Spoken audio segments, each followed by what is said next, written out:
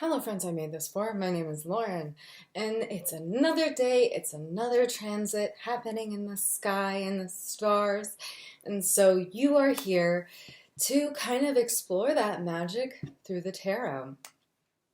If this is your first time here, hi, hello, welcome. I hope that you will like, comment, subscribe if you enjoy what I have to say, stick around, maybe ring that bell for notifications, baby. And if you are a returning subscriber, how you doing, bestie? So good to see you back. Yes. Just kidding. Anyway, happy Pride. We're almost done with Pride. It's been going so fast. I'm a proud pan person, and I hope whether you're queer or not queer, you just feel safe, secure, and able to be your damn self. That's my thoughts and feelings about that. But anyway, let's get into the magic. So today I want to talk about the transit that is happening today, the day that I'm actually recording this. Of course, I gotta space out this shit sometimes, y'all. These transits happen so quickly, and I am trying to put out a lot of content more often here, but I feel like I gotta space it out so y'all are not just like so overwhelmed. Those 5 of you who watch. I'm just kidding. There's more than that, but you know how it goes. Any hoozle, today we're talking about Venus, which just moved in the sign of Gemini. So we just finished up Gemini season. Yesterday was the summer solstice, and of course the summer solstice is that magical time of year where we enter into summer, that scorching hot warmth of the sun that is brought to us by our sponsor, Cancer season. That happens at the same time, and of course the opposite of that is when we reach our winter solstice. That is when the sun moves into Capricorn. But anyway, we're here to talk about Venus. So let us discuss, right? So I actually pulled this book out. I've been kind of sharing with y'all the books that I reference. So The Stars Within You, A Modern Guide to Astrology by Juliana McCarthy. That is the book that I use to kind of like just touch base with Venus again. And to be honest, Venus is really interesting, right?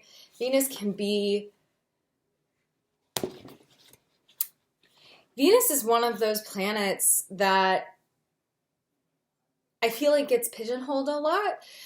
So today we're going to be looking at what Venus looks like in the tarot. And of course, that is the Empress. We're going to discuss the Empress via the Holy Spectrum Tarot and the Morgan Greer Tarot. So those are going to be our 2 teachers, our 2 images as reflections.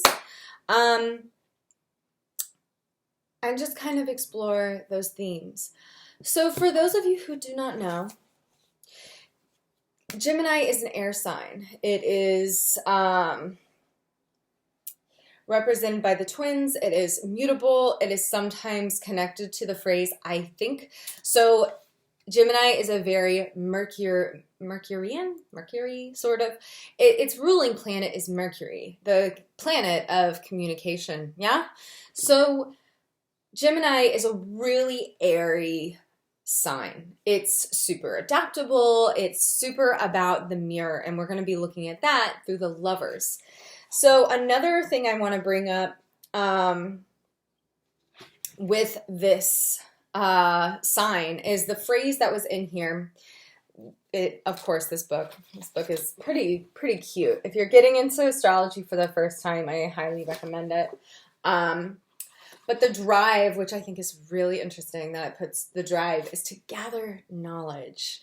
And that is one of the things I want to really harp on today is, as Venus is in Gemini, how are we collectively and individually tapping into how we gather information? How are we doing that? What are we doing exactly? What are our methods? And of course, how does that information relate to Venus, which is often put towards what our value system might be. So let's dive in with Venus first. So I'm actually going to pull up both of these cards to show you the Empress when we talk about Venus. So this is the image I want us to kind of focus on real quick. This one is the Morgan Greer, and this is a more classic version. We see the open heart, that crown above the heart. We see this shield almost as this protector, defending what we believe in, defending our values is what comes up when I see this interpretation. We also see the foot on the moon. What I find interesting about this is that this same imagery is actually in my room right now with a Virgin Mary depiction. I really feel connected to the Virgin Mary, so I keep images of the Virgin Mary around. I feel like that's an icon that can be just sweet, nurturing energy. And of course, I've been super obsessed since art school how she's depicted, because it's like semi-sexual, but not, because it's the Holy Mother, but also she's beautiful, but not too hot, but like really angelically beautiful. I don't know. I just find that fascinating. It's fun to think about. Anywho, we see this version of the Empress, and there's so much lushness to this card, to the Empress. And I think we can really take that same idea of lushness and just overflowing with abundance and gifts to share. Very Venus energy to me. Very grounded. She is sitting. She is holding her thing. She's got her foot down. She has this little pomegranate, again, going towards... And now here's the thing. We got to back up for a second, because sometimes people get wrapped up with the Empress and Venus as being like very fertility based and very femme based. And I want to invite you to just kind of look at that perhaps a little differently. If you've never been here before, hi, I like to degender the tarot. I was really inspired to do this after doing some work with Brady Waller. Again, an amazing astrologer. Find them on Instagram at The Mythic Landscape, all one word, all lowercase. Anyway, I digress. When we look at things through that binary in the spiritual realm, I personally feel that we miss out on a lot of the complexities. We miss out on how masculine people can also embody this. So I see the Empress as and Venus as how do we what arts, what values, what is like really important to us? What do we make space for? What do we let come into our lives because it's naturally part of what we want to do, right? We just naturally gravitate to that sort of work. So that is what I like to take from the Empress, but also with just the concept of Venus. This representation of Venus I find super fascinating. We see, or well, the Empress, I mean rather. She's Venus today. We see this repeat pattern of flowers everywhere. Again, super lush, surrounding ourselves with the values that are super important to us. So while Venus is in Gemini, this communicative sign, I am inspired to say our drive to gather that energy, that information around what we find valuable is going to be a little bit more important. I think that way.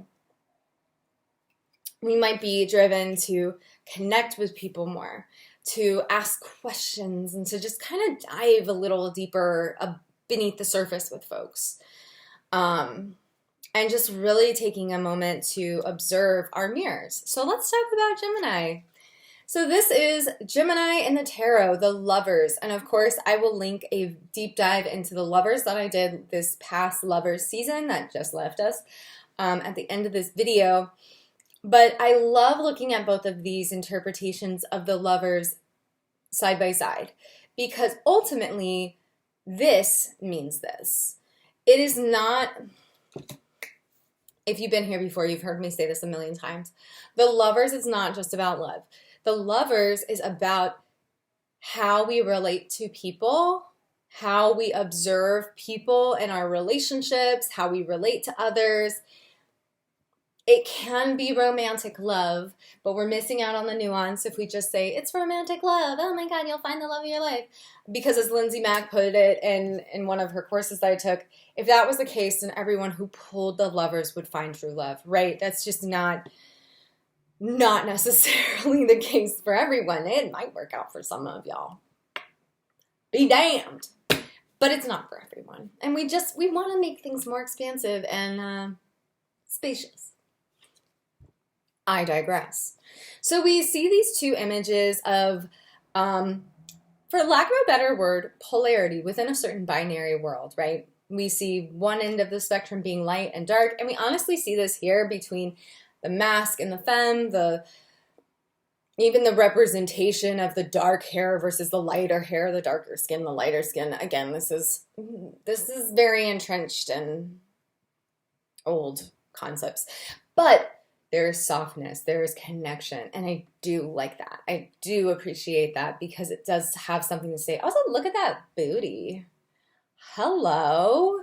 There is some connection there as far as how can we be soft and moving with our connections, right? So this lovers for Gemini is definitely how I see Gemini and how I see the lovers fully, which is how can we touch the mirror in front of us? How can we make that connection?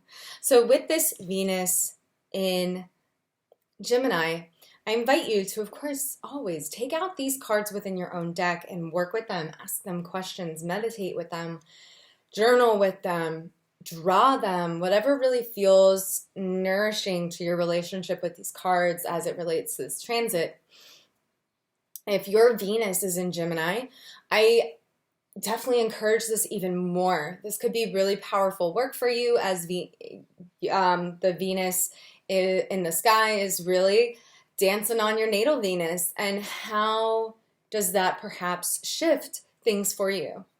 I think ultimately, whenever I share these videos, my desire, my need, my want as a human is to share information that just brings us a little bit more awareness, where we are just taking some time to be mindful of what magic might be shifting, what energies might be taking place. And so if that resonates with you, beautiful. I definitely encourage you to pull out your lovers cards and your Empress cards and to kind of observe, what does this look like to you? What is coming up for you? I think what's coming up for me is how our values can be communicated with so much more love and compassion. And just remembering that everyone is human and we all deserve love and compassion, even when times are difficult, even when folks are maybe presenting things we don't agree with. And I have personally been feeling this recently. This has personally been something that's coming up for me, or that concept of making space, of being softer with my reflections, even if someone is really rubbing us the wrong way. How can we continue to be expansive and allow ourselves to be open? I think one thing that I really love about Lindsay Mack and her interpretation of the Empress and Venus is that it's a lot about opening, about making space for receiving. So if Gemini is the sign that is driven by finding information and having this very communicative experience, how can we, this transit, embody that as well? So that's what I'm going to leave y'all on.